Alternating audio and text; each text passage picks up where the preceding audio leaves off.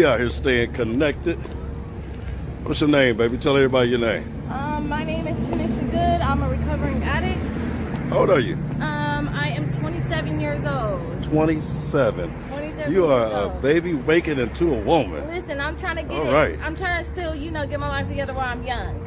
Yeah. I always say as long as I'm breathing, it's never too late. Well, there you go. I love that in you, sis. Yes, and absolutely. I want to commend your sobriety. Thank you so I much. definitely want to commend you for making that step and making this step to the next level Absolutely. of living out loud. Thank Without saying what the drug is called, we're going to use street words, hard, soft, whatever. What was your choice? So about 5 years ago, I was addicted to pain pills, opiates. Okay. I've been clean off of those for 5 years. And then recently I started doing cocaine real heavy, and it just took a hard turn on me. Okay. Like, Was it the soft or the hard? the soft did. The soft did? Yeah. And it took a hard turn on me, and I turned real evil, and things of that matter, but it numbed all the pain and numbed all the things that I went through in my life, so that way I didn't feel those things anymore, and I didn't have to think about it, or I didn't have to think about my problems. I could only focus on someone else's problems. Yeah. So I didn't have to see my own, so. And it was temporary, though. Absolutely. It was a temporary cover-up. Absolutely. That's all it was, man. Absolutely. You know what I mean? God takes us through trials and tribulations for a reason. He sure do, don't And he? he don't he gives his hardest things to his best soldiers. Man. So, Did you have both your parents coming up? I did. When my dad died when I was 13. I'm sorry to hear that. Yeah, thank you.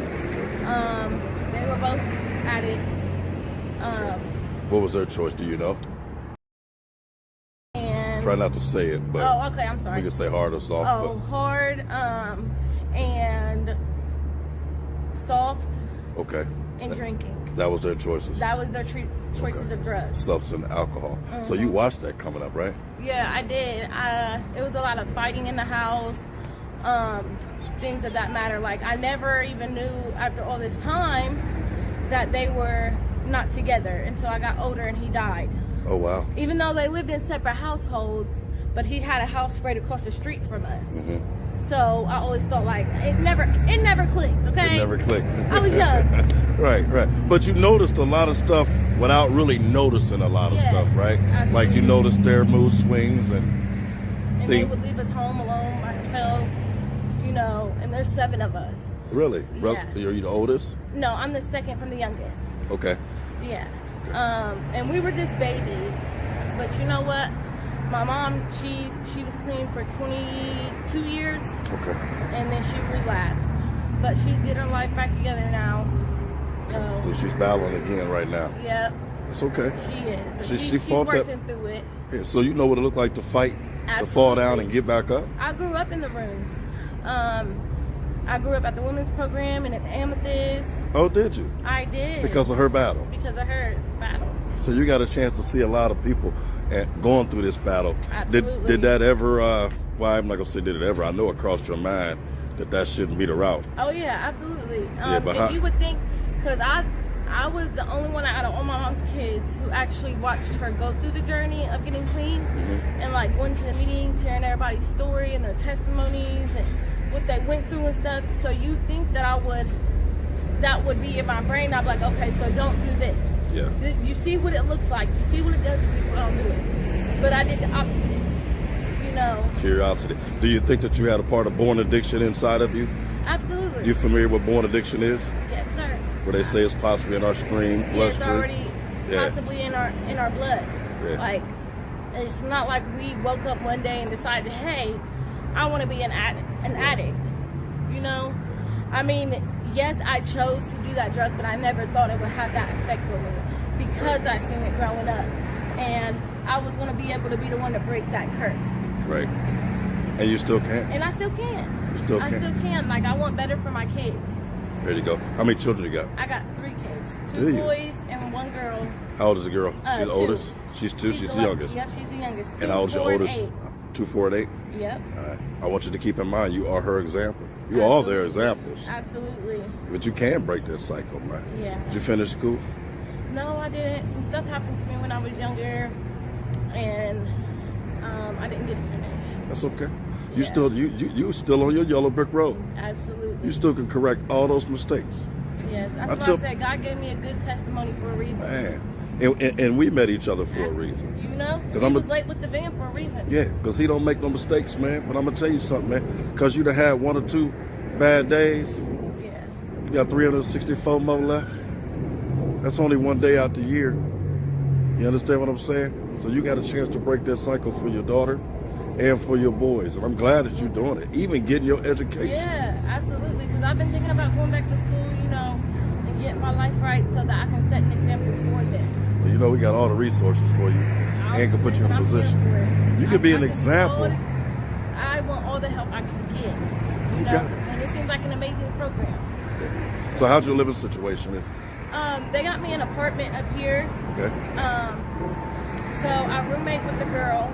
So there's 4 of us in the house. We get 2 people per room. So I got a roommate, and then the other girl that I live with, she got a roommate. So there's 4 of us. Okay. I like it. It's hard roommating with someone, but you know it's a process. It's where I'm supposed to be. That's right. It's a process to get you into your own. God, he broke me down to where I didn't have nothing or no one left. And that was my wake-up call. I said, God, help me fix it. He placed me in jail. I said, why? But that's why, because I asked for his help. How long did you do? 4 months. 4 months? What did they get you for? Probation violation. Probation violation? Okay. Yes, sir. So did your addiction send you to let us not use that word. Did it send you to work in the streets? No, thank God it didn't, but I was at a young age. Okay, wow. What that look like? How old? It was a guy who I was with in a relationship with, and he put me in my own apartment. I'm sorry, it's hard to talk about. That's okay. He put me in my own apartment, and we were together for a little while, and he said that he wanted to introduce me to some of his friends. Okay, he introduced me, and then it started from there to him abusing me and him wanting to have sex with me. He wants to have sex, and I didn't. And then he had me post on a page. That's on back pages back then. I'll go into more details if I see you guys again. Okay. Well, we're gonna have this journey, so I don't want you to dig too deep into it now. Yes, absolutely. Because you just came on a good program today. Yes. I don't want to open that wound up. Oh no, you're fine. And I always said that talking about it makes it better for me. Yeah. Well, once I cut this camera on, we start as a process. Okay. Because this is a journey. Absolutely. This is a journey for you to look back at you. I look forward to walking on that journey with you. Absolutely. So we're not going to dig into everything today. I just wanted to really get a good introduction of you. Absolutely. Last thing I refuse to do is open up a wound and interrupt your day when it's already in a good space. Absolutely not. You hear what I'm saying? I appreciate you. You got that, sis. For giving me this opportunity. But I do want you to take this time out before we get up out of here, and I want you to say something to some of the young girls under 30 where you are, and just say something to one of the sisters out there that's just struggling, that's trying to get herself back together and get into a good position. Say something to her. Give her a little bit of hope. My advice is don't never give up. As long as, like I said at the beginning, as long as you're breathing, it's never too late. Always tell yourself tomorrow. Just live in the day. Don't live in the future. Don't, I'm going to be clean. I'm going to stay clean. Don't live in that. Say, I'm going to be clean today. If you live in today and keep on saying, okay, maybe I'll go get high tomorrow. Tomorrow never comes. Yeah. There's never a tomorrow. If you get what I'm saying. So, absolutely. And if you think that your friends or a man or anybody who's feeding you drugs or is okay with you doing drugs, that they love you. No, that's not the case. They love you for their own benefit. Yeah. That's it. For their moment. Y'all heard that from my sister out here. And this is round 1. We're going to get back on this journey because we need to talk about triggers. We need to talk about regrets. And we also need to talk about what got you your final straw. Absolutely. You understand? You're going to help these young girls. We out here staying connected. Thank you. Let's go.